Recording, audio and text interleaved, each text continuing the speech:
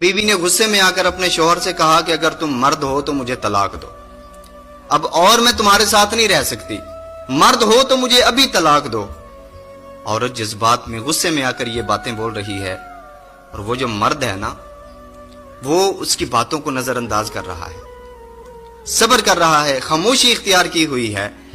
عورت نے بہت کچھ بولا، اتنی بڑی بڑی باتیں کرنے لگی، اور آخر میں وہ اس بات پہ آ گئی کہ کہنے لگی مجھے تمہاری اس بات کا جواب ابھی چاہیے، مجھے ابھی طلاق چاہیے۔ مرد نے مجبوراً ایک کاغذ اٹھایا، پینسل اٹھائی اور اس پہ کچھ لکھ کر اس کو لفافے میں بند کر دیا اور بیوی کے ہاتھ میں تھما دیا، اور کہا کہ اپنا سامان اٹھاؤ اور اپنے ماں باپ کے گھر چلی جاؤ، میں نے مرد ہونے کا تمہیں ثبوت دے دیا۔ اب عورت نے جلدی سے سامان سمیٹا اور میکے چلی گئی۔ اب اس کے میکے میں یہ بات بڑی مشہور ہو گئی، بات پھیل گئی کہ اس کو تو طلاق ہو گئی ہے۔ چند دن گزرے تو اس نے جب سب کا رویہ دیکھا، اس نے دیکھا کہ اب ہمسائے اس کے ساتھ اس نظریے سے بات نہیں کرتے جو پہلے نظریے سے کرتے تھے، اب اس کے بھائی، اس کی بھابھی، اس کے ماں باپ اس نظریے سے بات نہیں کرتے جو پہلے کرتے تھے۔ اب بہت سوچا اس نے کہ میں نے تو بہت بڑی غلطی کر دی، یہ کیا کر دیا میں نے۔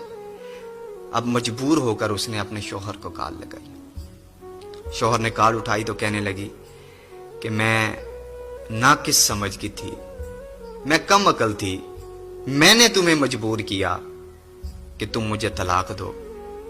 اب میں نے سب کو دیکھ لیا، سب سے قیمتی رشتہ جو عورت کے لیے ہوتا ہے شادی کے بعد وہ اس کے شوہر کا ہوتا ہے۔ اب میں نے دیکھ لیا ہے، اب بھائیوں سے کچھ خرچہ مانگتی ہوں تو پہلے وہ 10 باتیں سناتے ہیں، لیکن تم سے تو میں لڑ کے لے لیا کرتی تھی۔ اب میں سمجھ چکی ہوں کہ میں نے بہت بڑی غلطی کی ہے۔ تو شوہر نے کہا چاہتی کیا ہو؟